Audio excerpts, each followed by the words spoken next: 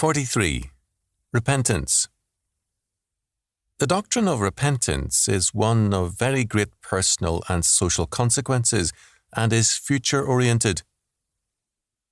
The common misunderstanding of repentance makes it a melancholy cataloguing of past sins and is past-oriented.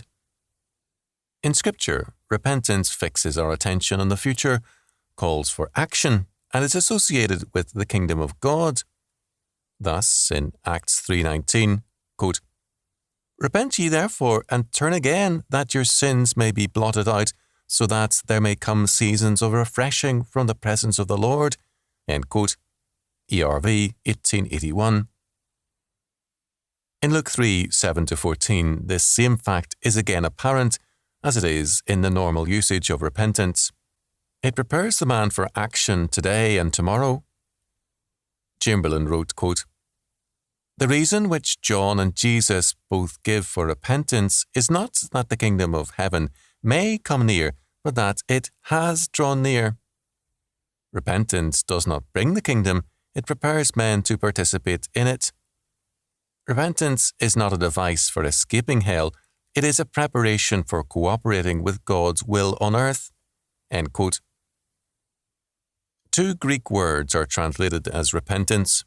Metamenomai means remorse, Matthew 21:29, 32, 27:3, as in Judas's case, whereas metanoia means that change of mind wrought by God's regenerating power. Ungodly repentance looks backward.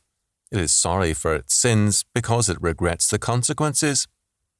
Such repentance is marked by self-torture and misery and a preoccupation with the past. All too often, when we demand that someone repent, we have this kind of repentance in mind. We want them to see the consequences of their acts and to suffer for them. We tend to equate true repentance with deep misery and a past-oriented suffering. There is such a thing as godly sorrow for sin, for while, quote, "godly sorrow may lead to repentance, it is in no sense identical with it." End quote.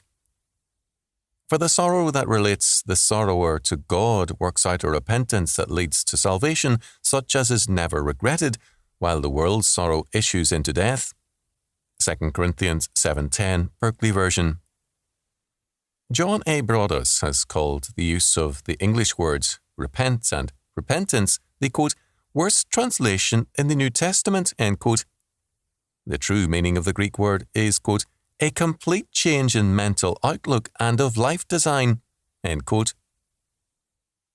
It is reformation, a change which is durable and has consequences.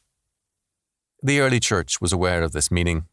Thus, Lactantius in The Divine Institutes, Book 6, Chapter 14, spoke of repentance as a, quote, "return to right understanding," end quote. Of the converted and repentant man, Lactantius said, quote, "he returns to a right understanding and recovers his mind as it were from madness," end quote.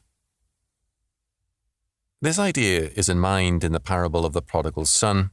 We are told that, quote, "he came to himself," Luke 15:17, quote, "he saw himself and God in a new light. This is repentance," end quote. Clearly, what we all too often require of people is remorse, not reformation. In so doing, we chain the church and its work to the past instead of looking to the future, and we see more virtue in the miseries of hell than in the grace of God. The word repentance is associated with penance and thus has the wrong orientation. Restitution is an aspect of forgiveness, but repentance in Scripture means to change from bad to good, from sin to righteousness, and it means a change of mind and purpose which results in changed actions. The Old Testament Hebrew word is similar in meaning. Thus it speaks of God, quote, "repenting," end quote, Genesis 6:6, Exodus 32:14, by which is meant that God's attitude towards a person or people is changed from wrath to grace. When men are involved, the repentance of man involves a turning from sin to God.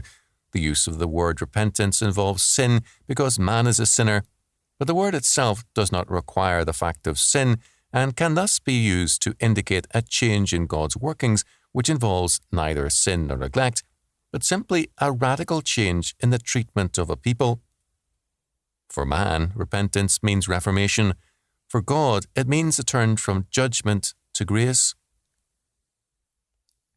In man, repentance is, quote, a preparation for the future rather than a mourning over the past, end quote.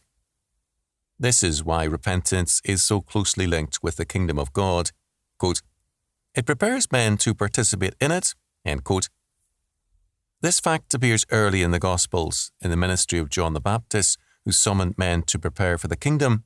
Quote, as it is written in the book of the words of Isaiah the prophet, saying, the voice of one crying in the wilderness, prepare ye the way of the Lord, make his path straight, end quote, Luke 3:4. We are then told, quote, then said he to the multitude that came forth to be baptized of him, O generation of vipers, who hath warned you to flee from the wrath to come? Bring forth therefore fruits worthy of repentance, and begin not to say within yourselves, we have Abraham to our father. For I say unto you that God is able of these stones to raise up children unto Abraham. And now also the axe is laid unto the root of the trees. Every tree that bringeth not forth good fruit is hewn down and cast into the fire. And the people asked him, saying, what shall we do then? He answered and saith unto them, he that hath 2 coats, let him impart to him that hath none, and he that hath meat, let him do likewise.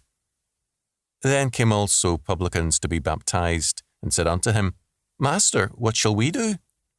And he said unto them, exact no more than that which is appointed you. And the soldiers likewise demanded of him, saying, and what shall we do? And he said unto them, do violence to no man, neither accuse any falsely, and be content with your wages. Luke 3:7-14. According to Matthew 3:7-12, what Luke ascribes as, quote, advice, end quote, to all the multitude was directed to the Pharisees and Sadducees more specifically. Luke 3:7-9, 16-17. Clearly, our Lord felt that people and leaders were very much alike. The occasion of these words is described by Lenski, quote, this address was made on the occasion when a lot of Sadducees and Pharisees came to John's baptism, as Matthew says, and asked also to be baptized, but confessed no sins, as did the other people whom John baptized, end quote.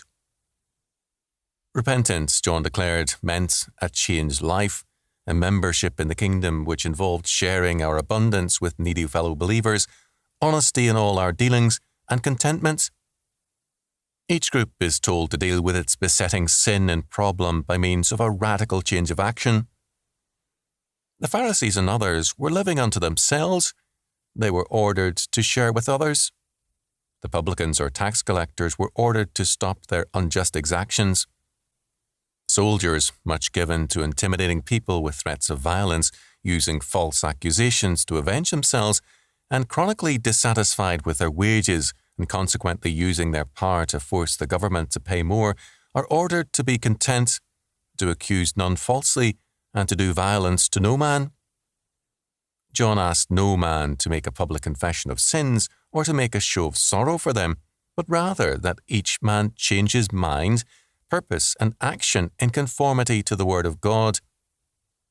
If they were good trees, they would bring forth good fruit.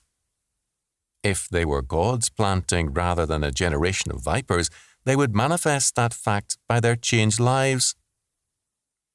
Thus, while in the background of all repentance by man there is a, quote, godly sorrow, end quote, over sin, 2 Corinthians 7:10, and there can be no true repentance by man without, first of all, a godly sorrow for sin. Repentance itself is the turning from sin to God with a new obedience.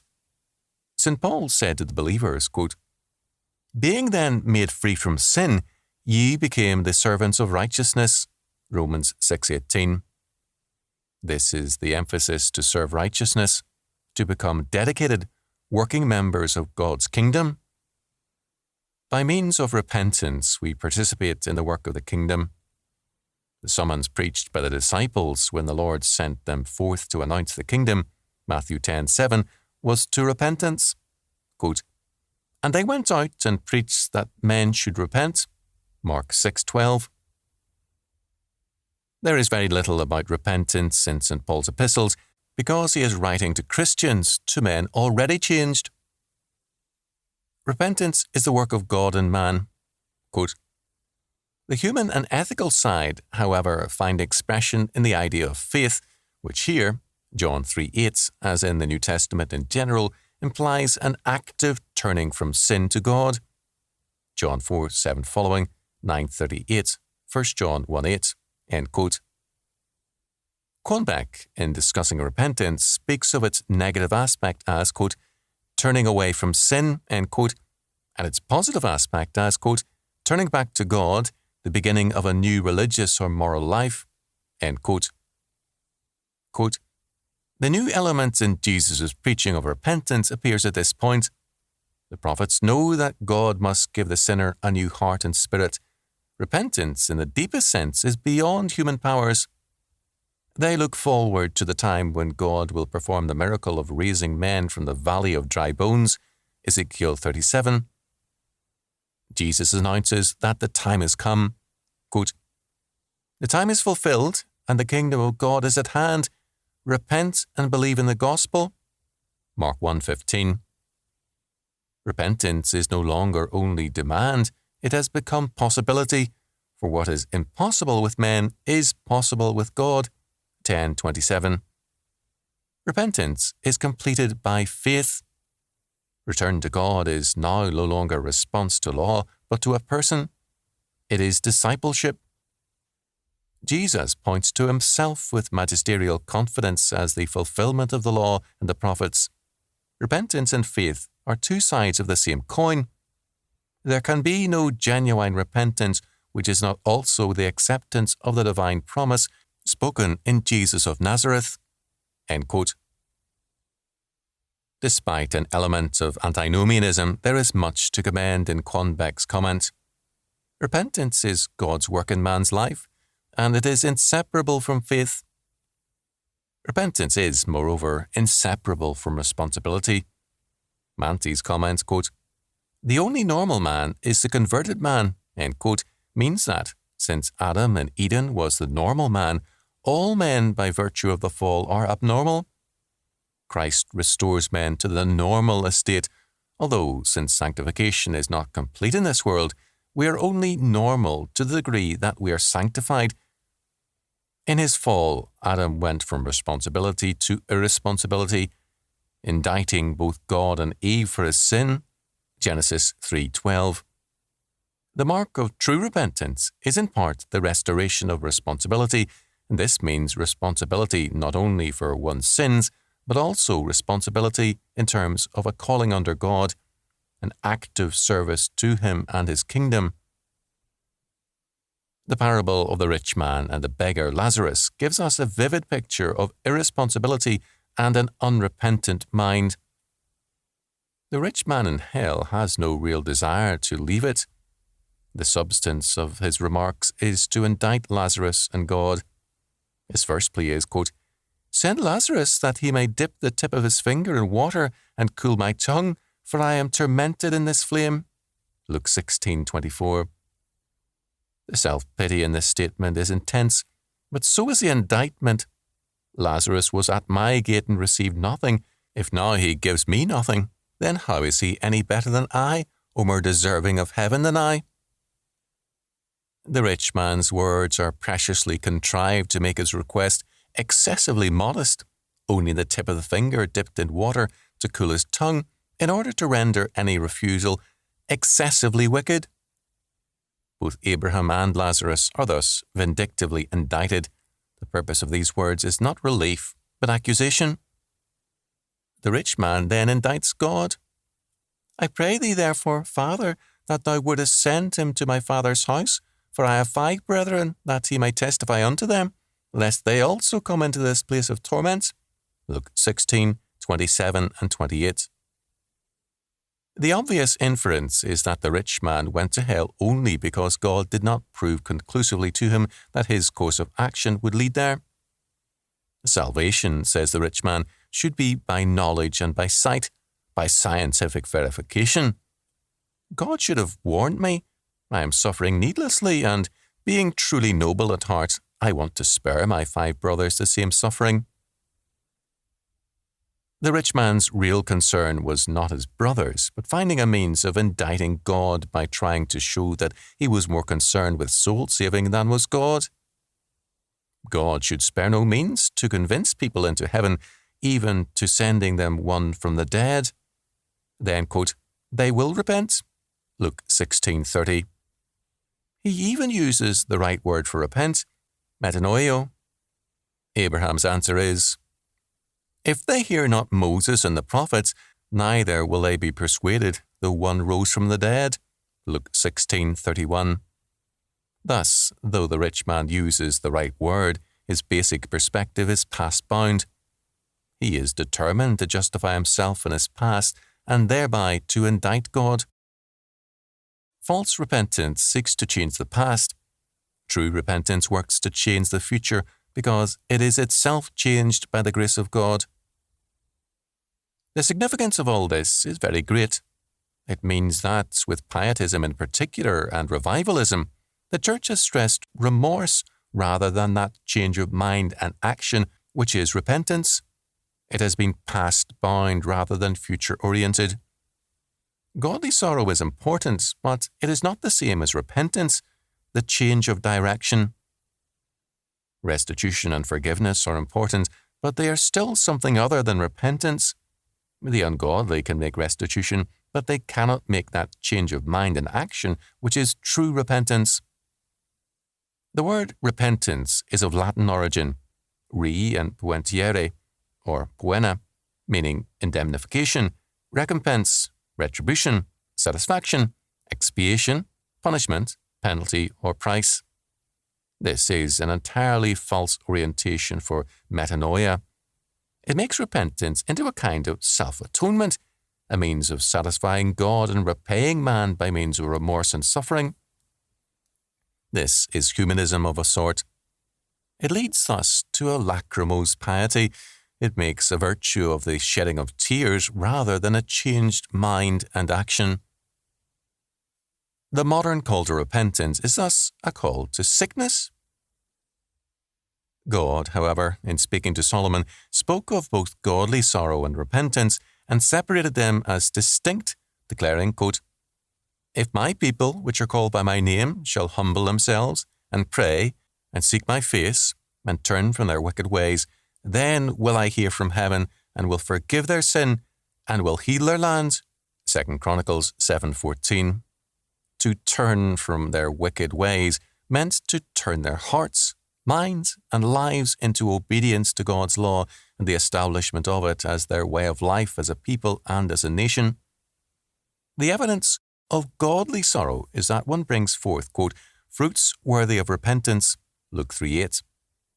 Repentance means changed thinking and action. Where there is godly repentance, there is action.